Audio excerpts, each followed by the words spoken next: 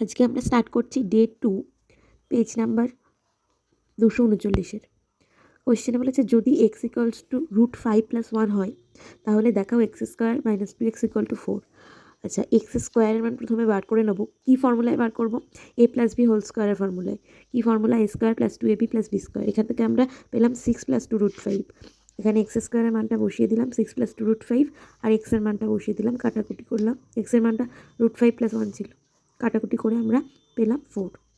Next, ও কেন্দ্রীয় বৃত্তের ব্যাসার্ধের দৈর্ঘ্য 5 সেন্টিমিটার। ও বিন্দু থেকে নির্দিষ্ট দূরত্বে অবস্থিত বহিস্থ বিন্দু পি থেকে পি আর বৃত্তের দুটো স্পর্শক পি কিউ আর চতুর্ভুজের ক্ষেত্রফল 60 সেন্টিমিটার স্কোয়ার হলে ওপির মান কত? এখানে আমাদের ও কিউ আর ও আর 5 সেন্টিমিটার, তাহলে ত্রিভুজের ক্ষেত্রফলের ফর্মুলা হাফ ইন্টু ভূমি ইন্টু উচ্চতা। সেখান থেকে আমরা half into P Q into O Q এলো। এবার দুটো ত্রিভুজের ক্ষেত্রফল সমান হয় ও পি ও কিউ আর পি ও আর দুটো সমান। এবার কোশ্চেনে বলেই দিয়েছে এই যে দুটো ত্রিভুজ মিলে যে চতুর্ভুজটা হলো সেই চতুর্ভুজটার ক্ষেত্রফল 60। সেখান থেকে আমরা পি কিউ এর মান 12 পেলাম। তারপরে আমরা পিথাগোরাসের উপপাদ্য অ্যাপ্লাই করে ওপির মান পেলাম 13। লম্ব স্কোয়ার প্লাস ভূমি স্কোয়ার ইকুয়াল টু অতিভুজ স্কোয়ার করে। নেক্সট, 2.5 সেন্টিমিটার দৈর্ঘ্যের ব্যাসার্ধ বিশিষ্ট একটি বৃত্তের দুটি জ্যা এবি 4 সেমি আর এসি 3 সেমি। তাহলে AB square plus AC square হলো 4 স্কোয়ার প্লাস 3 স্কোয়ার 25। এবার বিসি স্কোয়ার আমরা বার করেছি, সেটাও হয়েছে 25। কী করে? 2.5 করলে যোগ করলে 5 হচ্ছে, সেটা স্কোয়ার করলে 25। সুতরাং এবিসি একটা সমকোণী ত্রিভুজ। কী করে হলো?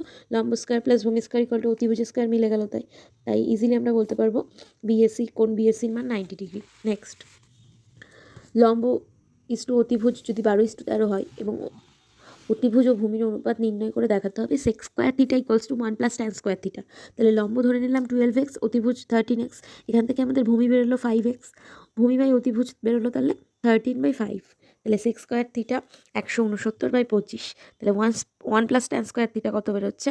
1 + 12/5 হোল স্কোয়ার। তাহলে এটা হচ্ছে 169/25। প্রুভড। নেক্সট, এ, বি ও সি ক্রমিক সমানুপাতি এবং এ ও সি যদি নেগেটিভ চিহ্নযুক্ত হয়, ঋণাত্মক চিহ্নযুক্ত হয়, তাহলে বি কী হবে? বি ধনাত্মক ও ঋণাত্মক চিহ্নযুক্ত হবে। আচ্ছা, নেক্সট, বৃত্তের ওপর অবস্থিত কোনো বিন্দুতে অঙ্কিত স্পর্শকের সংখ্যা একটি হয়। লাস্ট অঙ্ক আজকের। মোট ছাত্রছাত্রীর সংখ্যা 84 জন।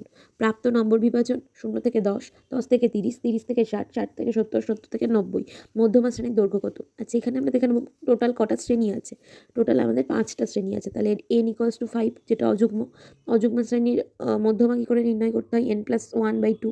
তাহলে 3 নাম্বার যে পদটা সেটাই হবে মধ্যমা শ্রেণী। তাহলে সেটা হচ্ছে 30 থেকে 60। তাহলে মধ্যমা শ্রেণীর দৈর্ঘ্য কি? 60 - 30, সুতরাং 30।